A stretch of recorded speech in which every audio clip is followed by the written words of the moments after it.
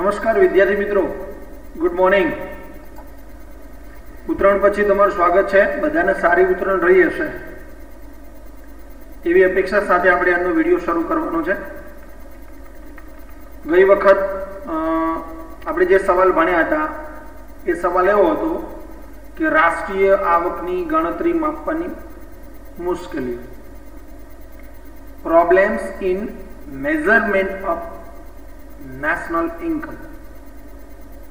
આના વિશે આપણે ભણ્યા હતા ને એમાં ઉલ્લેખ પણ આપણે CSO નો કર્યો હતો. CSO નું પૂરું નામ,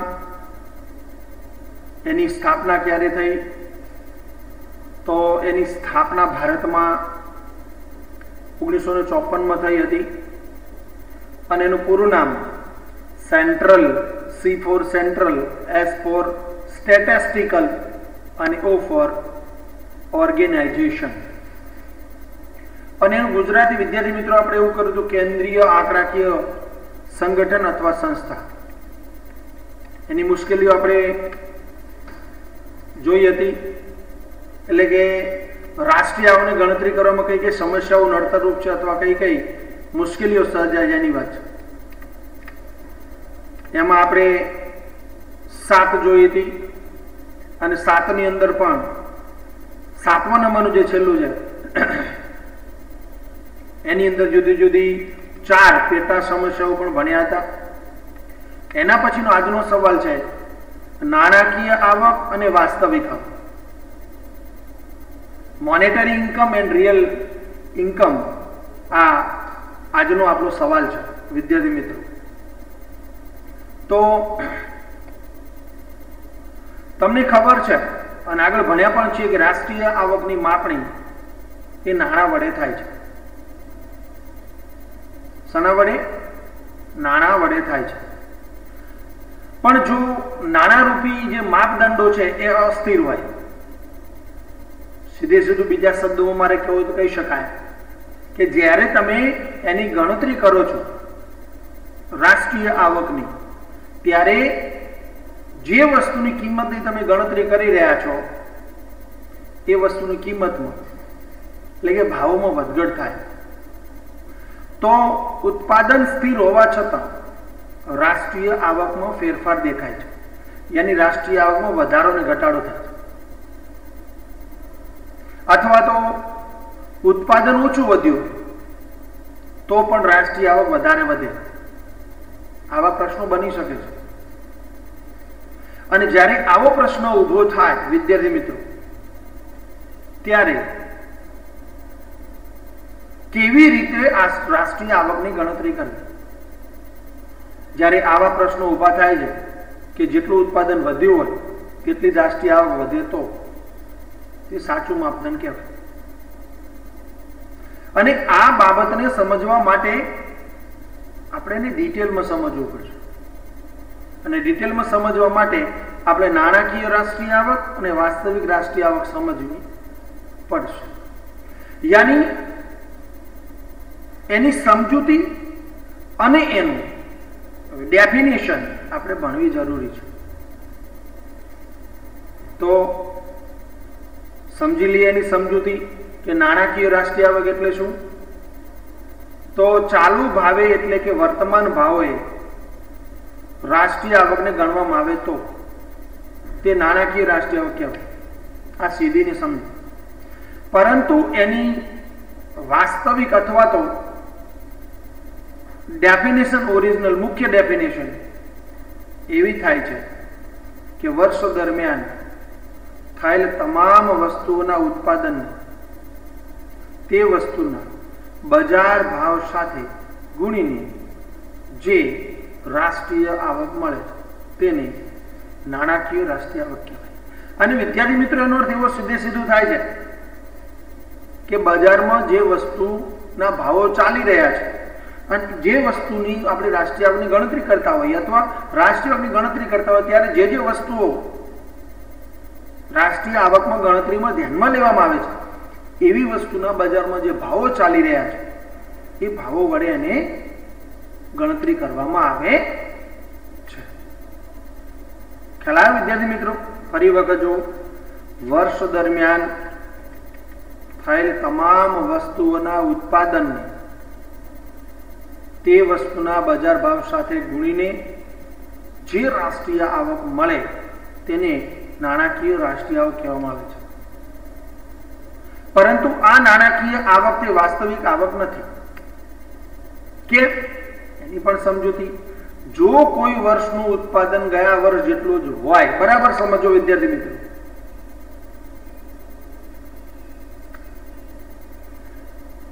બરાબર સમજો, પરંતુ આ નાણાકીય આવકને વાસ્તવિક આવક આપણે ગણતા નથી. કારણ કે જો કોઈ વર્ષનું ઉત્પાદન ગયા વર્ષ જેટલું જ હોય, યાની ઉત્પાદન ગયા વર્ષે થયું હોય એટલું જ ઉત્પાદન હોય, પણ ભાવો બમણા થયા હોય, તો ચાલુ વર્ષની નાણાકીય આવક બમણી આવે. સીધી સીધી વસ્તુ છે. ઉત્પાદન એનું એ જ છે, પણ ભાવો વધ્યા, જેના કારણે નાણાકીય આવક બમણી મળવાની છે. એટલે કે ઉત્પાદન ગુણ્યા ભાવ, જે વાસ્તવિક પરિસ્થિતિ દર્શાવતું નથી. કારણ કે ઉત્પાદન તો ગયા વર્ષ જેટલું જ છે, માત્ર શું થયા છે? ભાવો બમણા થયા છે. પ્રજાના જીવન ધોરણમાં કોઈ વધારો અથવા સુધારો થયો નથી. તેથી સાચી રાષ્ટ્રીય આવક જાણવાનો રસ્તો વાસ્તવિક રાષ્ટ્રીય આવક એ મહત્વનું. યાની તમારે દેશની સાચી રાષ્ટ્રીય આવક જાણવી હોય તો વાસ્તવિક રાષ્ટ્રીય આવક વડે તમે એ નાણાકીય આવક તમે જાણી શકો. ખ્યાલ આવે વિદ્યાર્થી મિત્રો? તમારે રાષ્ટ્રીય આવક જાણવી હોય સાચી, તો વાસ્તવિક રાષ્ટ્રીય આવક જાણવી પડે. નાણાકીય રાષ્ટ્રીય આવક એ સાચી રાષ્ટ્રીય આવક નથી. કેમ કે ચાલુ ભાવે ગણવામાં આવે. બજારમાં જે વર્તમાન સમયે ભાવો ચાલી રહે ને એ ભાવે ગણવામાં આવે છે. કેમ સાચી નથી? એનું કારણ છે કે ચાલુ ભાવ આજે વધારે હોય તો કાલે ઓછા હોય, અથવા આજે ઓછા હોય કાલે વધી જાય ભાવ. જે રાષ્ટ્રીય આવક સાચી હોતી નથી. તો વાસ્તવિક રાષ્ટ્રીય આવક એટલે શું? ચાલુ ભાવે નહીં, પણ સ્થિર ભાવ હોય, અહીંયા રાષ્ટ્રીય આવક ગણવામાં આવે છે. અને એની અંદર એક પાયાના વર્ષનું આધાર વર્ષ લેવામાં આવે છે. યાની પાયાના વર્ષના ભાવે એટલે કે સ્થિર ભાવોએ રાષ્ટ્રીય આવકને ગણવામાં આવે તો તે વાસ્તવિક રાષ્ટ્રીય આવક કહેવામાં આવે છે. સમજાયું? કોઈ વર્ષને પાયાનું વર્ષ લેવું પડે. કયો વર્ષ લેવું પડે? કે જે વર્ષની અંદર બહુ ભાવમાં ફેરફાર થયો ના હોય, યાની ભાવો શું રહ્યા હોય? સ્થિર રહ્યા. ફરી વખત જો, પાયાના વર્ષના ભાવે એટલે કે સ્થિર ભાવોએ રાષ્ટ્રીય આવકને ગણવામાં આવે તો તે વાસ્તવિક રાષ્ટ્રીય આવક કહેવામાં આવે. હવે એની ડેફિનેશન જો વિદ્યાર્થી મિત્રો, વર્ષ દરમિયાન થયેલ તમામ વસ્તુઓના ઉત્પાદન તે વસ્તુના સ્થિર ભાવ સાથે ગુણીને જે રાષ્ટ્રીય આવક ગણવામાં આવે તેને વાસ્તવિક રાષ્ટ્રીય આવક કહેવામાં આવે છે. એ સ્થિર ભાવ છે, જ્યારે પેલામાં શું હતું? ચાલુ ભાવ છે. આટલો ફરક. ફરી વખત જો, વર્ષ દરમિયાન થયેલ તમામ વસ્તુઓના ઉત્પાદનને તે વસ્તુના સ્થિર ભાવ સાથે ગુણીને જે રાષ્ટ્રીય આવક મેળવવામાં આવે છે તે વાસ્તવિક રાષ્ટ્રીય આવક કહેવામાં આવે છે. વાસ્તવિક રાષ્ટ્રીય આવક એ દેશની સાચી આર્થિક સ્થિતિ દર્શાવે છે, જ્યારે પેલી દર્શાવતી નથી. વાસ્તવમાં ઉત્પાદન અને બજાર કિંમત ચાલુ ભાવ બંને વધે છે. તેથી રાષ્ટ્રીય આવકનો અમુક વધારો ઉત્પાદન વધારાના કારણે તો અમુક વધારો કિંમત વધવાના કારણે હોય છે. અમુક રાષ્ટ્રીય આવકમાં વધારો થતો હોય ને તો ઉત્પાદનમાં વધારો થાય તો વેચાણ વધે, જેના કારણે રાષ્ટ્રીય આવકનો વધારો થાય. કેટલો વધારો એવો પણ હોય, ઉત્પાદન એનું એ જ હોય તો ઓછું હોય પણ વસ્તુના ભાવ વધ્યા, જેના કારણે શું થાય છે? રાષ્ટ્રીય આવક આપણને વધારે જોવા મળે. પણ આપણને રાષ્ટ્રીય આવકના તે વધારામાં રસ છે જે ઉત્પાદન વધારાના કારણે વધે છે. કારણ કે ઉત્પાદન વધારાને કારણે રાષ્ટ્રીય આવક વધે તો લોકોની વપરાશ અને જીવન ધોરણ પણ ઊંચું આ વિદ્યાર્થી મિત્રો આમાં સમજાય તમને? આપણને સમરસ છે ઉત્પાદનના વધારાની સાથે રાષ્ટ્રીય આવકનો વધારો થાય એમાં રસ છે. કેમ કે ઉત્પાદનમાં વધારો થાય તો સ્વાભાવિક વસ્તુ છે. ઉત્પાદન વધે તમને સ્વાભાવિક વસ્તુ છે. રોજગારીમાં પણ વધારો થાય